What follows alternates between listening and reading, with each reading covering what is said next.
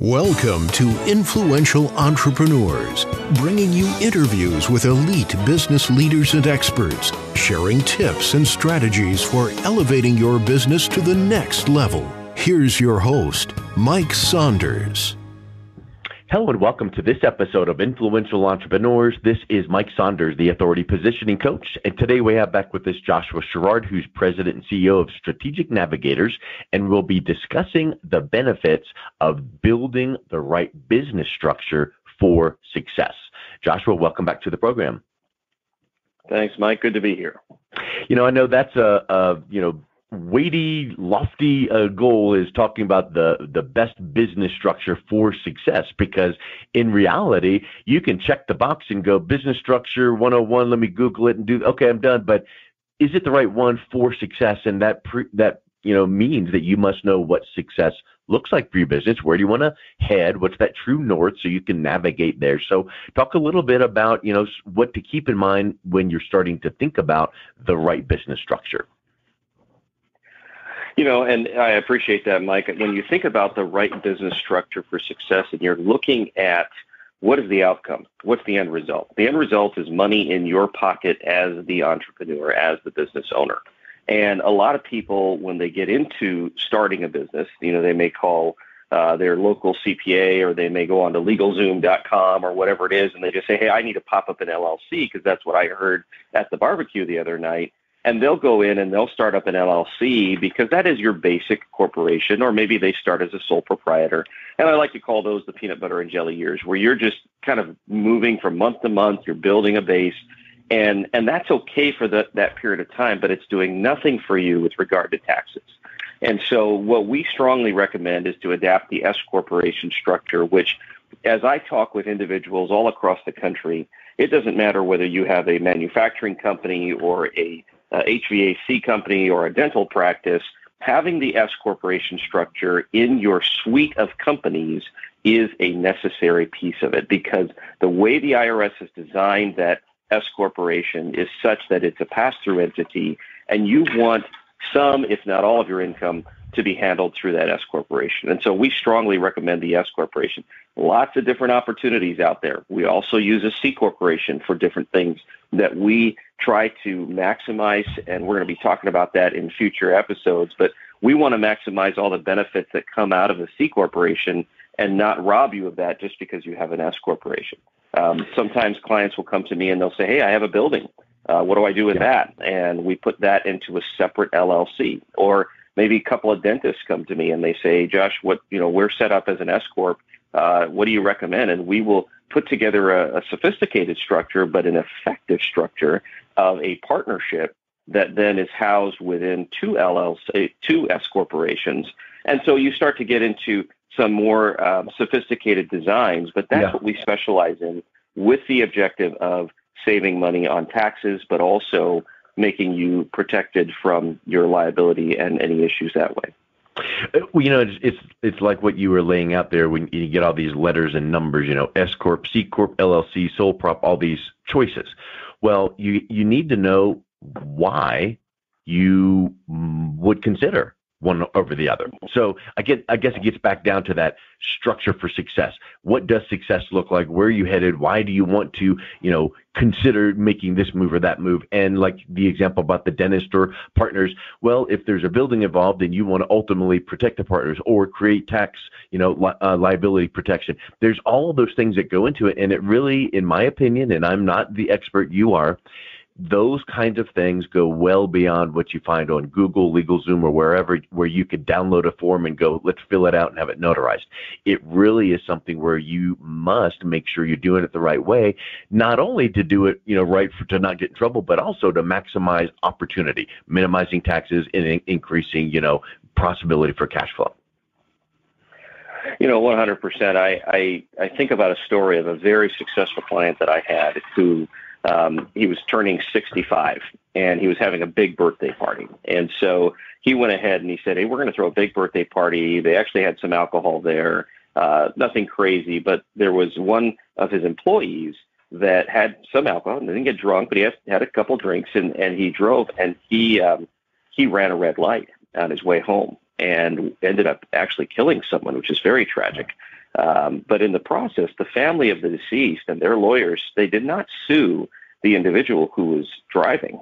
They came after the business owner. Wow. Who basically threw a party for his birthday. And the reason they did that is because they could find very easily, they could see that this business owner had a lot of money stored up in his company. I'm talking over $1 million just sitting there in the business. And again, he was structured correctly. He had the right structure. But the problem is, as this was categorized as a retained earnings, it was his cash, already paid tax on it. It was in the business.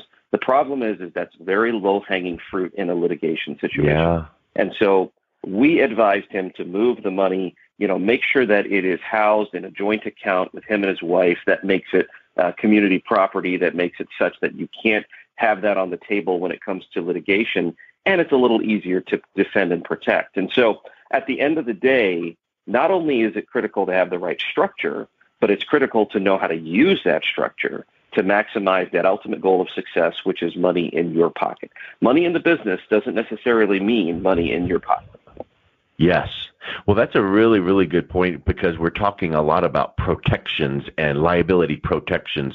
And that's a scenario you brought up there where, you might, at the surface level, you wouldn't think, oh, what if we do this and this happens? That's kind of like an, obscure scenario. But if and when it comes up, boy, you better have some ready available resources to advise you on how to make those moves.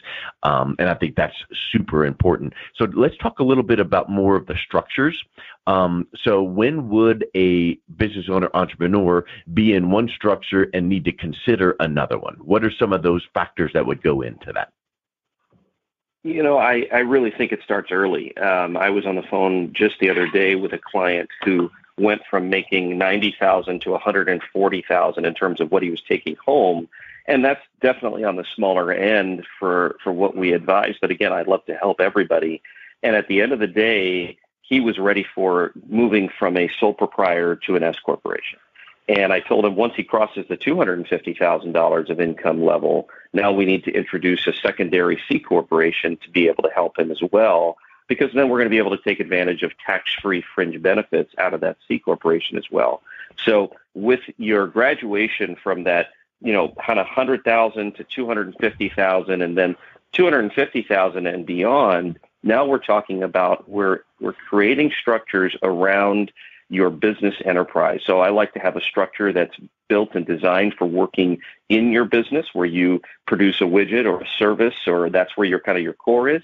And then I like to create a company that is going to work on your business, or its purpose is going to be business development, marketing, advertising, research, that type of thing. And so you're starting to adapt some of the structure types that large corporations have across the country. And so, then you get into a portion where, hey, we've got the building like we talked about earlier, or we have another enterprise that we want to start. And how does that relate?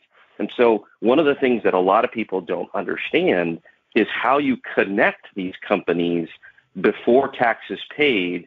You do a corp-to-corp transfer and you connect them with contracts. And that's where our contract attorneys come into play. Again, another big service that we have in our company, where we're creating kind of this harmony amongst all of your entities.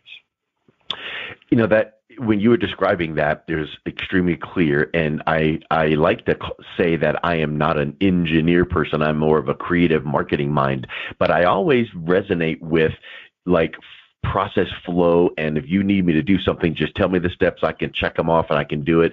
And, it made me think of, if this, then that, if you made more than this, then you must look at that. And it's almost like like those little flow charts where it goes, did you make over this? Yes. If yes, then go down this path. If no, then okay, you're good. And that's really an interesting way to think about things, because, with structure, you need to know ultimately where you want to end, which is the optimal structure for your business to save taxes, increase cash flow. Well, if that's the case, it's going to be different for every single person, because the scenario you just described, making 90 going to 140, is way different than a couple 3 dentists that own a building or not. And it's the same concept, properly structuring business structures, but totally different scenarios. It really is. And it's the dynamics. And sometimes people feel, I just want to kind of come back to this, keeping money in the businesses. When you keep money in a business, you kind of feel wealthy. right? You say, hey, well, I've got money to pay payroll, I've got money to take care of operations, that type of thing. But the problem is that that money is susceptible to being, number one, spent without you knowing it, or just, getting absorbed in operations. Structurally, you're keeping it under that hood.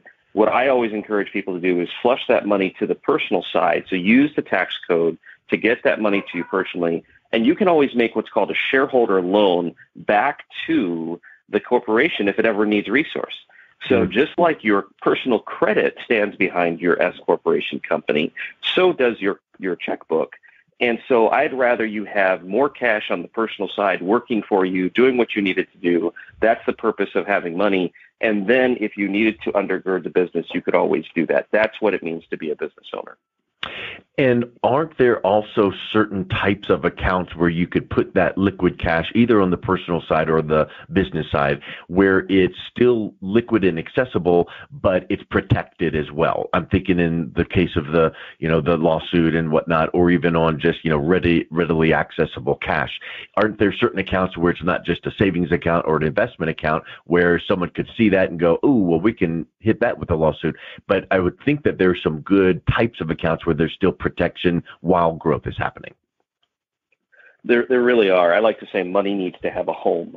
Yep. And when you start thinking about where your money lives and what is it doing for you, there are a lot of bad homes for money. Under the mattress would be the number one bad place for the money, right? But you could always. I bet you it still happens. It really does. You could park it in a checking account. The bank's going to love you. They're going to treat you like you're their premier member, but they're really giving you, really pebbles as far as interest there. So what I like to do, I break my business up into two major categories. Taxes Today, where we focus on structure, we focus on saving you money in taxes, on income, and what's flowing through to you. But then Taxes Tomorrow, where you're actually kind of doing this block and tackle type of approach where you're protecting your money from taxes, from anything future tax-wise, from any fees. We work through a fee structure, and then we also protect it from volatility or losses. And by eliminating those three things, we create what's called the Rich Man Roth, which is a fantastic vehicle. I call it an anchor investment, where I encourage people to say, hey, you can still be liquid. You can still, have that cash available for the business inside the Rich Man Roth, but now it's earning for you, 7, 8, 9, 10%, and you're still liquid and you can still do what you need to do, and there's no risk of loss. I mean, if you could have a savings account like that, most people would raise their hand right away. I want that. Yep. Well, I want to dive in a little bit deeper on that in a minute, but I want to tag this last thought here because you were mentioning taxes, fees, liability, protection. And I think, most people want to run away from things that would hurt them or make them fearful, more so than, going towards something that might be nice. They're going to be like, no, I want to protect, what I've got. So talk a little bit about the liability or the protection side of things, or is there a way to protect them all at the same time? Yeah, so number one, the first layer or first line of defense, if you will, is the right structure. And back to, having those corporate veils, knowing the proper flow of money. And again, that's why we call ourselves business coaches, because we're coaching people through, something as simple as, hey, I'm leasing my vehicle versus buying my vehicle, or the business is doing this, and not knowing how to do that properly can pierce the corporate veil. And so we want to protect, and we want to use that corporate veil, number one, again, proper structure. But then two, this Rich Man Roth structure that we're talking about is inherently litigation proof. And so because it is built on a life insurance chassis, and that kind of we're in an uphill battle with a lot of people with life insurance because it's got a bad rap because, most people have term life insurance, 98% of term never pays out. They maybe have had that experience. And so they don't like life insurance. But the truth is the tax code speaks so much more to what life insurance can do. And one of those things is, hey, it's tied to your life, so it's not even on the table. You could get divorced, Mike. I mean, heaven forbid. And even in that scenario, the money in the Rich Man Roth and the life insurance vehicle that we design is not on the table. Wow. That's huge. So that's protection from a new angle that, like if you're looking at bullet points of, hey, I want to protect my wealth from taxes. Okay, liability. And also other people. And other people could be a divorce settlement. It could be, maybe someone suing you. So it could be a lot of things. For that matter, it could be an athlete or an actor that has an influx of cash. Maybe you can park it in this kind of a vehicle, and then you can honestly say, look, I don't have access to, this is all tied up and spoken for. So I think there's a lot of things there when we're talking about kind of wrapping that bubble or that moat around your wealth with protection, liability, and being able to reduce your taxes. 100%. Yeah, there's so much available there in those two lines of defense, if you will. So let's shift now into that, kind of using that thought in mind. It almost feels like you're now creating these vehicles and you're operating like you're your own bank, in the sense that you've got nice places to put money for growth, also for protection, and then there's ways to reaccess it, right? So talk a little bit about tax-free income and maybe operating like your own bank. Yeah, there's a lot of terms out there that people throw around and, try to capture. I called mine the rich man Roth because I think that best describes what this is. People are familiar with a Roth vehicle where you put money in after tax and then you never pay tax on it again. Well, again, I like to say this rich man Roth it's kind of a Swiss Army knife of investment vehicles, and it really covers a lot of different things. I love to say money needs to have a home, number one, but number two, money needs to multitask. And so in this situation, you're putting money into the rich man Roth. You call it your own bank, capital warehousing. People have, infinite banking. There's all these terms that are out there. What we have done is we have significantly refined the way that it operates. And what we're doing is, normally when you go out and you say, hey, I want life insurance, you're saying, Mr. Life Insurance Salesman, here's $1. I want the most amount of life insurance you can give me for this $1. And we're turning that on its head, and we're saying, Mr. Life Insurance Man, here's $1. I want the least amount of life insurance for this. Because what we're doing is we're using the life insurance to classify that dollar now in the tax-free world. We're opening the window to the tax-free world. So basically, we open up this bank, we open up this life insurance vehicle. I like to use the indexed universal life. It has a lot of good benefits to it. It's not something that, hey, we've got just one product and one carrier that does this, but we have a team that's very, very careful in what they do and can design it in such a way that you're going to be able to maximize the return. Like I said, because of Code Section 7702, there's no taxes. So you put the money into this, it grows. Let's say it quadruples. You will pay no tax on that money. And there is a system by which it's called a zero net loan, where you can take money out of that vehicle and you'll never pay tax on it. And we create actually income streams, almost like a pension, that are just radical for some of our clients. So I love word pictures and stories, and I liked how you described the $1 and give me the most life insurance coverage versus like a whole life policy where you say, here's $1, give me the least amount, and people would scratch their head and say, why would I want the least amount? Well, in my opinion, for hearing what you described, is this accurate? I want the least amount of insurance coverage because I want to put the most amount of ongoing cash into this policy so that it does what you just said, which is grow tax-free, and I can access it, with these disbursements, and it allows you then to have more value on the front side before death. So it doesn't matter what your death benefit is, because if death happens, you're going to transfer that to your heirs, and they're going to have more benefit than if you had the most amount for that $1 for the term side. Exactly. It's kind of a self-completing 401k, if you will. Because you put the first payment into this thing and it's worth what it's worth from a death benefit standpoint during the years that you may be funding it. You still have access to your cash, but you've got this big death benefit. And it's funny because I tell that story about the $1, but the reality is I'm able to get people the life insurance that they were hoping for. The reason they even went out and got that whole life or that term life through this vehicle. Remember, it's multitasking money, and it's usually a lot more than they ever thought they could get. And I tell them, hey, if you don't want the life insurance, I'll tell you how to spell my name. That'll be fine. But everybody seems to want the life insurance. They want that in there. So it's a nice way to get those different benefits. I'd love to tell a quick story of one of my clients. He was a dentist, and he was doing quite well. He was making about $800,000 a year, and he was paying a significant amount of taxes. And we came alongside him. We saved him about $140,000 a year in taxes through our Taxes Today strategies, structuring them correctly, doing what he needed to do. And he was already putting away $60,000 into a 401k or a defined benefit plan. And I said, if you really believe taxes are going to be higher in the future, then stop doing that. Because what you're doing is you're saying to the government, I don't want to pay tax on it now. Mm-hmm. I'll just hold on that and I'll pay tax on it later. And at the end of the day, we don't know what that tax rate's going to be, right? The government is spending money so quickly, we can't even keep up with what the debt is, right? It's over $29 trillion and rising. And so at the end of the day, what we need to do is we need to protect it, pay the tax now, and never pay tax on it again. So we took the $60,000 that he was saving. We took the $140,000 that we saved him, found money. And so now you have $200,000. He was 47 when we started this. And we went for 10 years, 47 years old. We went for 10 years at $200,000. So $2 million in, most of it Uncle Sam's money. At the end of the 10 years, he's 57 years old. He wanted to stop working at 60.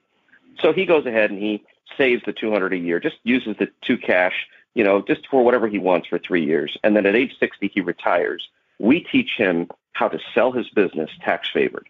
And so he gets a tax-free income from the sale of his business through our structures for 10 years. So from 60 to 70, he's living off of that sale. And then at 70, we were able to create for him $475,000 a year tax-free of income for the rest of his life. And so we radically changed his picture. So we were able to take this guy and, we gave him roughly $19 million when at the end of the day, taxable, that has to be almost $30 million. So radical numbers, changing the paradigm. And doing what he was already doing. In other words, using 100%. The money he was already making. So just allocating it a different way. Didn't change his lifestyle. Yeah. Matter of fact, he was just so happy, told all his friends about it. He didn't have to buy 4 more businesses. He didn't have to expand to get those numbers. It was, plodding along, doing what he's been doing, but just setting things up and doing things differently. And I guess that, to me, is the true definition of a rich man Roth, because without getting into details of limits and all that, we all know that a Roth IRA has limits of what you can put in and how much you can make to have a Roth. So it caps out at some point. But doing these things you're talking about just opens Pandora's box of opportunity. It really does. And there are some restrictions within the rich man Roth, but they're much higher and they're softer than some of the hard and fast, number rules that you have with the IRS. And so we're really talking about, hey, how much of net worth do you have or how much of income do you have? And so it all fits very, very nicely. I've not even run into a situation where somebody has said, I can't put as much as I want to into this. And so we're able to really maximize those dollars for the clients. So, when we hear those things, it makes me think, my money is working smart, not hard. In fact, me personally, if I was that dentist, I'm not lifting a extra finger doing anything more than I was doing, and I'm seeing these returns and these things happening. So talk a little bit about having money work smarter, not harder, and then how does that correlate to like rates of return? Because I think a lot of times people would hear, oh, let me talk to my financial person, and they said they can, average rate of return is X, but it's sometimes rate of return is not the right number to look at. It's like, what's the net return based on fees and taxes and things like that, right? Right. So the easiest part of the rich man Roth is the taxes, because we know just because of the code that it is going to be tax-free. So all the income, what money's left over for your family, all of that tax-free. So that already is smarter than your IRA or your 401k or your mutual fund or whatever it is. Because if one of those accounts makes $1 million, you know that you're really going to get about $750,000, right? So you don't have the true return in one of those taxable accounts. Whereas now in the rich man Roth, you make $1 million, that's all yours, right? And so that's the first smarter versus harder. The second thing is we use what's called an index, and a lot of people aren't familiar with indexes. It basically says that we're going to use a system within options that protects your money from ever going below zero. So you can never lose money in the market. And so what that means is kind of like a ratchet, right? Everybody's used a ratchet at some point where you stick that ratchet on something, a socket, and you can only crank it with torque in one direction. You push it the other way and you get this funny windy sound, right? Yeah. And so at the end of the day, you're not going to get any losses inside this vehicle. It's only going to be the upside. So you only have the gains. And so there might be a year where the market's underwater. I think back to 2007, 2008, where everybody was kind of hurting. And actually, we're coming into a time like that now, too, where, you may not get a return on the rich man Roth because it's at flat. It's not going to earn anything. But the beauty of it is you didn't lose anything. Exactly. But then go ahead. Sorry. I was just going to say that's a point that I want to kind of park on for a second, because people don't really think about this when they hear about, all these benefits. When there's a floor to your losses, when you cannot lose money, that's an unbelievable comfort feeling of protection. So there's upside, but there's zero downside, and you can't lose money. How about all the stories we hear about people that go, oh, my finance person lost all my money. The market dropped. The market crashed. Well, the next time you hear about market crash, you can just kind of yawn and log off the computer because it doesn't affect you. Right.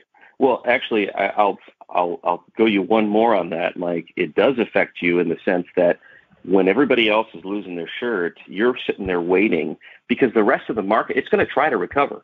It's kind of the reverse of Newton's law, right? When Newton says what goes up must come down. Well, in this situation, what goes down must come up. That's kind of the rule of the stock market, because as you think about everybody else trying to recover, all the energy that they're putting into recovering back to where you are, that level of zero, is going to be gain for you. So it's, you're that much further ahead than they are because you've got more money and you're going to earn all the interest of those gains. And so we actually kind of like volatility. We like the needle popping up and down because it helps our account because we only go upward. Because without getting into detailed numbers, if someone in their traditional portfolio lost 10%, you might need to gain 12, 14% to get back to the 10 that you had. Exactly. So because if you're not losing it in the first place, then it becomes a powerful position.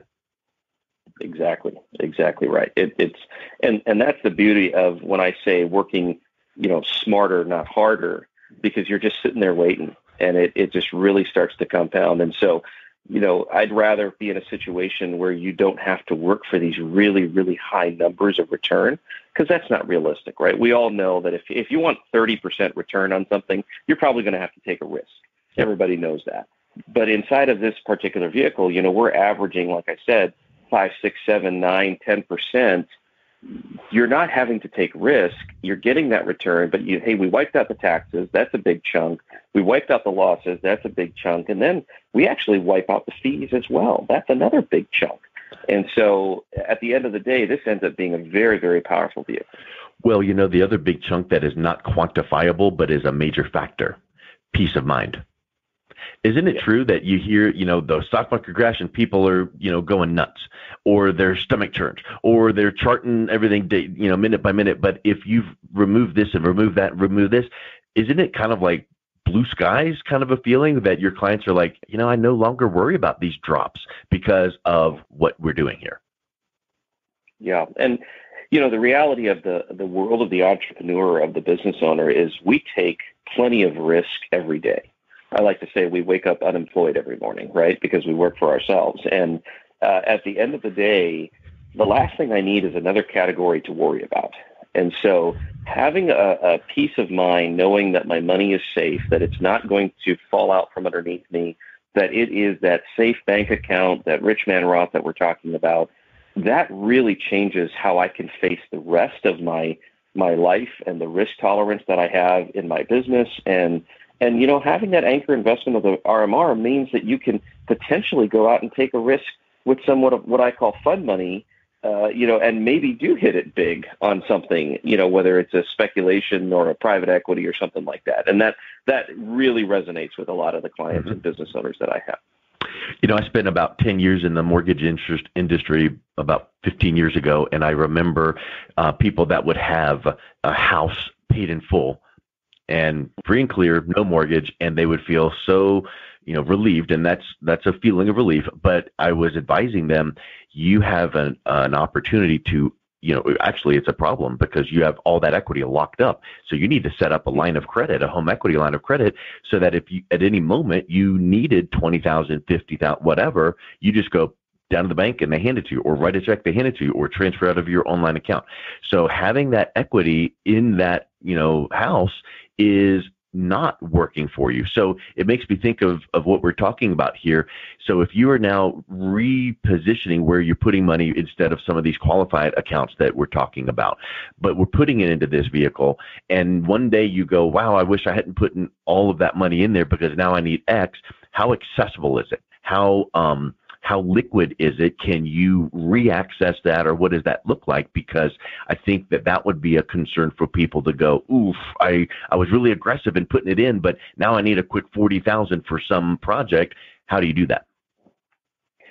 And that's where this really becomes a beautiful vehicle, because you can simply, with a phone call, basically say, hey, I need X amount of dollars out of my account, and they'll wire it to your checking account. Now, again, that's going to be in the form of a loan against not the death benefit, but against the cash that's inside this vehicle. And it gets a little complicated, but it's the only vehicle on the planet that you can take money out of. Let's say you wanted to go flip a house, or you wanted to invest in an opportunity, or whatever it is, and you had $100,000 in the RMR, and you took $30,000 out. You could take that 30, and you would think now, hey, I only have 70,000 working for me in the RMR. That's not true.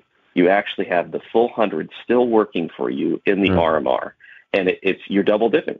You're earning interest off the 100,000 in the RMR, but then you're turning around and you're taking your 30 and you're going to flip a house. And so for people who know how to use their money, they can really maximize this thing. And, bankers really get this. I have a few clients that are bankers. One guy actually owns a main street in a small town, America. And he turns around and he looks at me, he's like, how do I get more of this?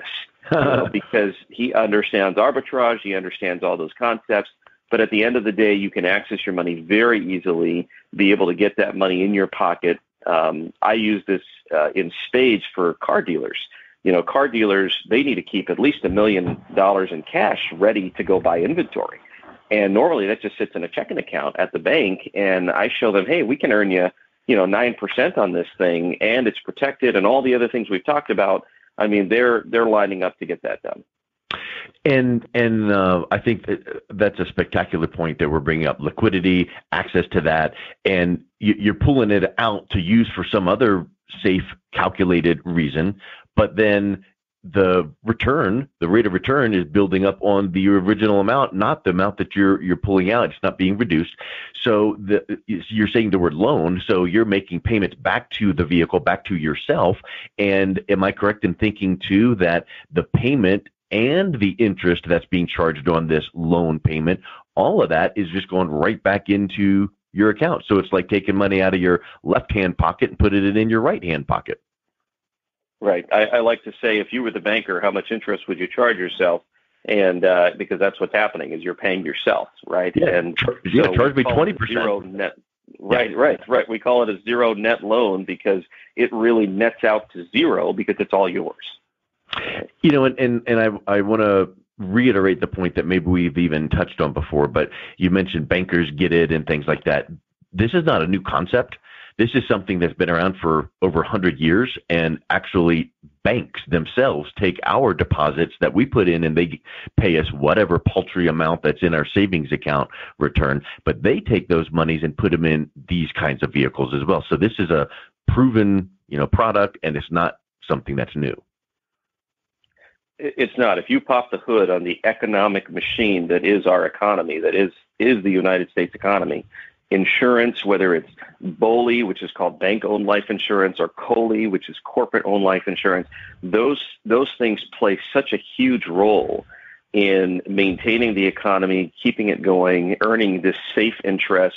These are big, big factors, and they really came into play after the Great Depression because, or during that time, they were really strong because what ended up happening is every other institution was failing. The insurance companies bailed everybody out. If you talk to a farmer who was around during the Great Depression, he's going to tell you, hey, the insurance company bailed me out. They talk to a banker, he's going to tell you the insurance company bailed them out, because at the end of the day, there are laws that protect around this particular world of finance.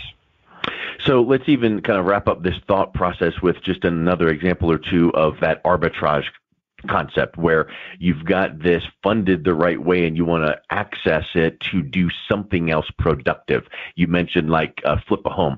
What are some other ways that you're seeing your clients need access to this liquidity in the account, and what are they doing with it? And then let's just say that house flip or that project, whatever that might look like, when that pans out and it now, do you then replace that whole amount plus some? What does that look like in that example?